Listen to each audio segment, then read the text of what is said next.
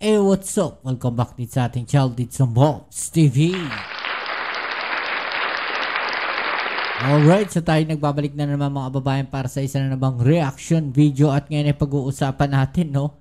Ito po nga naging pahayag ni Senator Amy Marcos, no? Tungkol nga po dyan sa mga nangyayari dyan sa Iran, mga babayan at Israel, no? At ito pong kanyang mga binitawang salita, mga babayan dito, no, ay sinupalpal, no? Tila sinupalpal siya ng kanyang kapatid na si Pangulong Bongbong Marcos, mga babayan.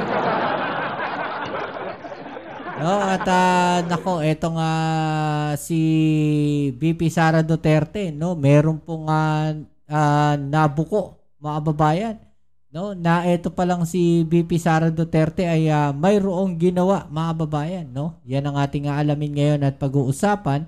Pero syempre, bago ang lahat, please don't forget to subscribe, like, share, at comment dyan sa comment section. Sabi ng mga audience natin, lagi na lang, lagi na lang. Maraming salamat po sa inyong suporta, sa lahat na mapalagi nandiyan dyan, sa mga nagsasubscribe, sa mga bago pa lang po dito sa ating channel, welcome po kayo. At dun po sa palaging nandiyan dyan na nanonood sa ating channel, no, dun sa mga likers natin dyan, no, yung tropang likers, maraming salamat po sa inyo. Okay. Sila po yung laging nagla-like sa ating video, no, shoutouts po sa inyo. Okay, so wag na natin patagalin to, mga babayan, no. Etong si Senator Amy Marcos, mga babayan, no, ay merong inilabas na video, no, na kung saan parang nababahala siya sa mga nangyayari, no, diyan po sa Israel at Iran, mga babayan, no. Ito po nga mga naging pahayag niya, mga babayan, no, ay umani, no, ng samot-saring reaksyon mula sa ating mga kababayan. Okay, so alamin natin itong balita na to, itong kanyang mga naging mensahe, mga babayan, at ating pag-usapan yan at gawa natin ang reaksyon. Okay, let's go. Nakaka-nervous itong nangyayari sa Israel at Iran, bakbakan, kanya-kanyang bombahan. Naku, talagang abala tayo sa ating mga OFW kasi palagay ko hindi magtatapos dyan. Baka kumalat pa, nag-umpisa, ayan, Palestine, Israel, lumawak, naging Southern Lebanon, lumawak pa, naku, damay-damay na, pati Iran na, tapos may bakbakan pa sa tabing Syria.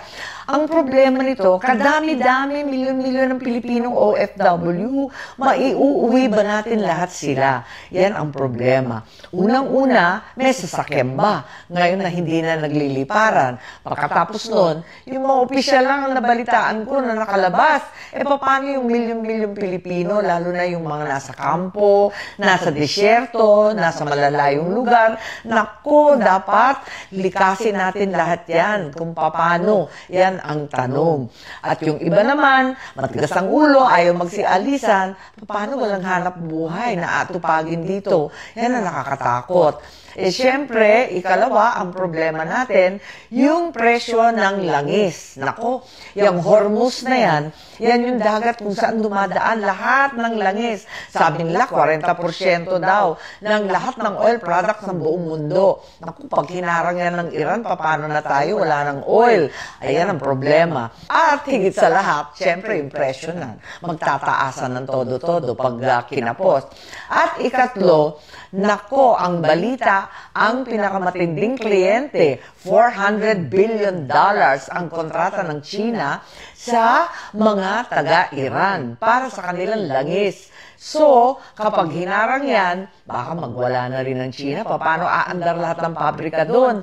Lahat ng mga sasakyan, ng mga tren nila. Naku, talaga naman, umaasa ang China sa Iranian oil. Yung 400 billion US dollars na kinontrata nila. Kapag inipit yan, naku, anong mangyayari? Kasi ang balita natin, maraming gera na nag-umpisa dahil iniipit ang mga langis. Alam natin yan, sa Pearl Harbor, may balitang ganon.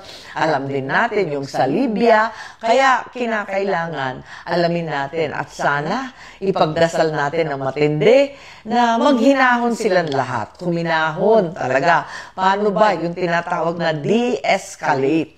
mag-usap-usap, kahit papano, mag-negotiate. Siyempre, masakit sa kalooban, namatayan na, nasira ang mga bahay. Paano kaya ito? Kailangan talaga pag-isipan at pagtulong-tulungan. Okay. So yan mga babayan, no? Alam niyo ba't ako tumatawa? Sa haba nung kanyang sinabi, mga babayan, wala siyang sinabing solusyon. Akala ko ba ay may solusyon to? Ganito lang yan mga babayan, no? Nakita ko kasi dito sa kanyang video, almost 2 minutes and 52 seconds, so almost 3 minutes mga babayan, puro problema yung kanyang sinabi. Walang solusyon. No, at isa pa dyan, mga babayan, parang nananakot pa. Na baka lumaki pa yung mundo, no? Sa title pa lang yan, nakasulat dito. Ano nakasulat dito? Tungkol sa nakaambang World War III. Diba? Alam nyo, imbis na ganito yung ginawa niya, no, okay lang din naman yan. Pero sana doon sa video niya, meron siyang sinabing mga solusyon. Diba? Sana bilang senador, no, trabaho rin nila, mga babayan, no, na mag-isip ng solusyon pagka may mga ganitong problema. Hindi lahat para iasa sa ating gobyerno. Hindi lahat para iasa sa Pangulong Bongbong Marcos. Diba? Kapatid niya yun, unang-una. No? Bakit hindi niya tulungan sa mga ganitong pagkakataon? Tuluyan na ba niya tinalikuran yung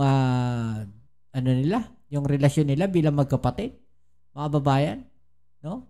Bilang magkapatid, tatablahin niya dahil sa politika? Sino ngayon na namumulitika?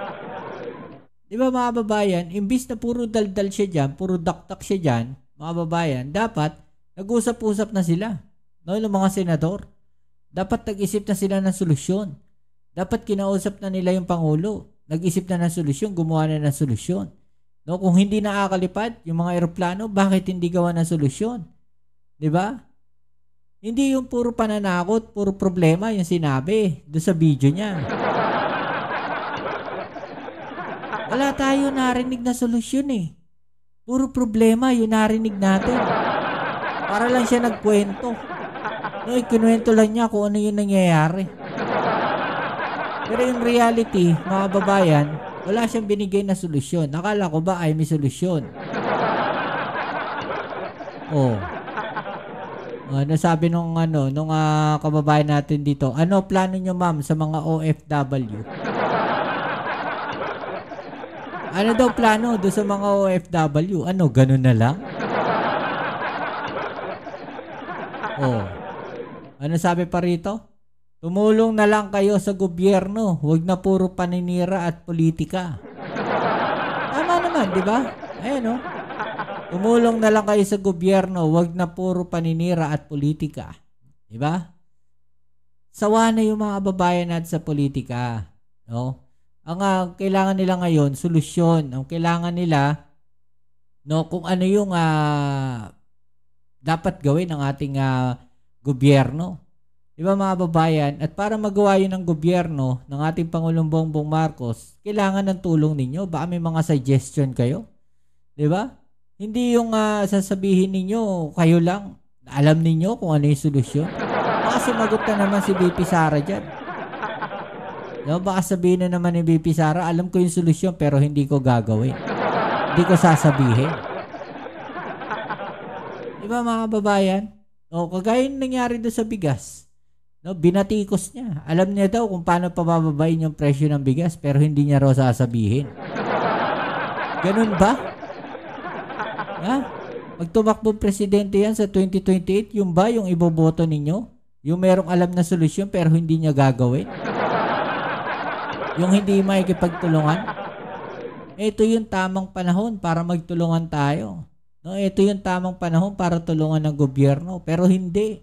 No, hindi nila gagawin. Pababayaan nila yung pangulo natin. 'Di ba? Tapos tsaka nila babatikusin. Diyan sila magaling eh. Yung pambabatikos. Sabi dito, yes po, Senator, start the evacuation early before it's too late. You can start with Tel Aviv. Our ancestors have helped Israel during World War II. Mabait sila na employer. Thanks for your concern. God bless. Oh, ito pa sabi dito, daldal ka ng daldal. Tumulong ka na lang. Kung may gustong umuwi na nasa Israel, madam, huwag yung puro ngaw-ngaw. Oh. Diba? Puro daldal.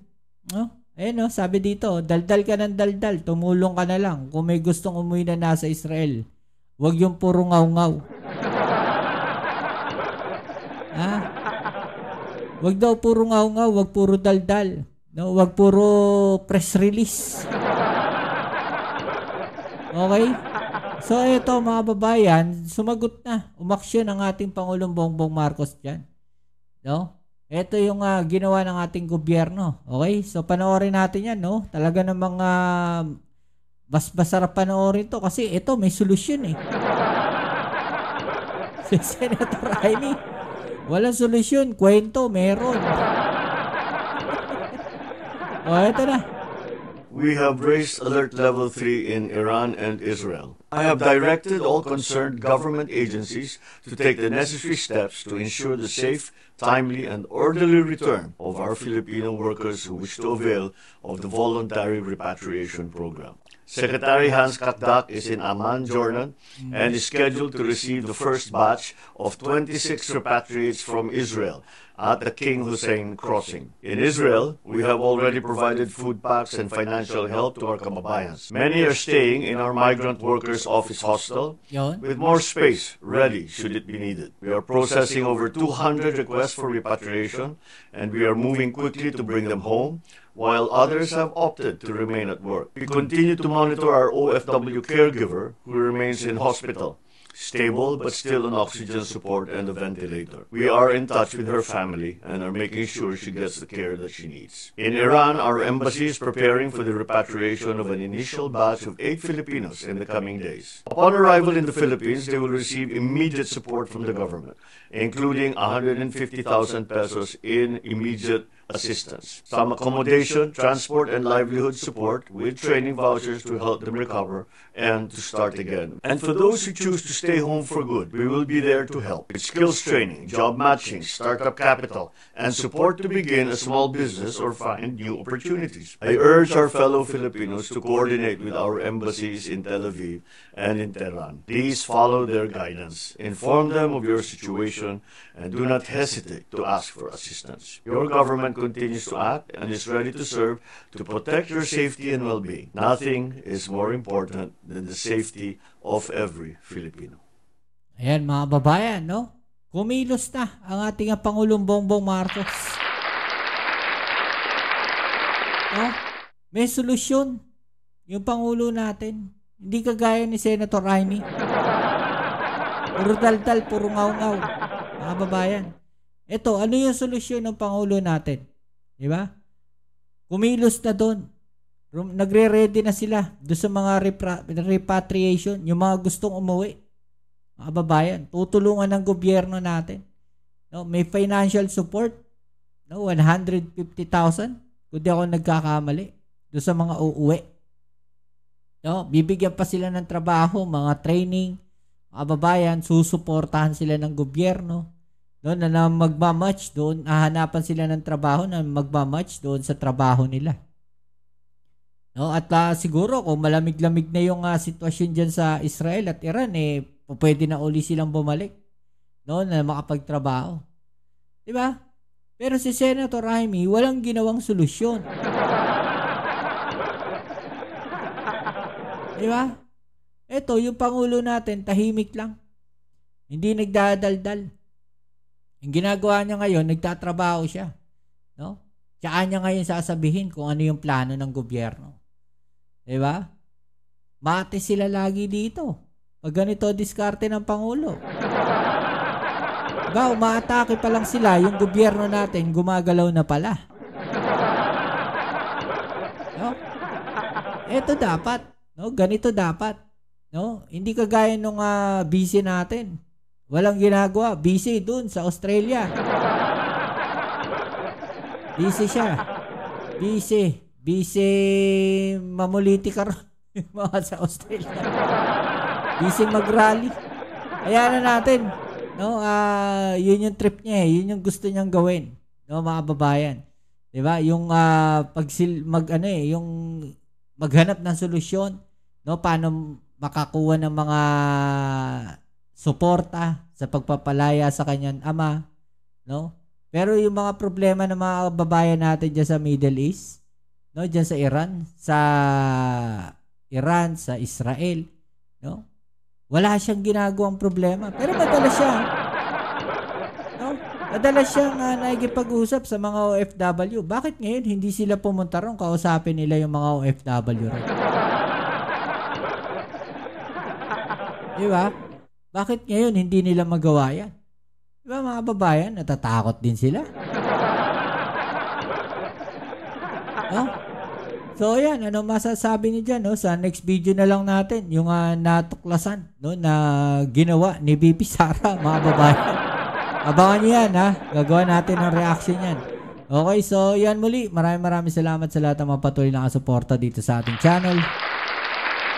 Kita-kits tayo sa ating next video upload. Dito muli ang inyong Kuya Mobs sa Mobs TV. Peace. Amen.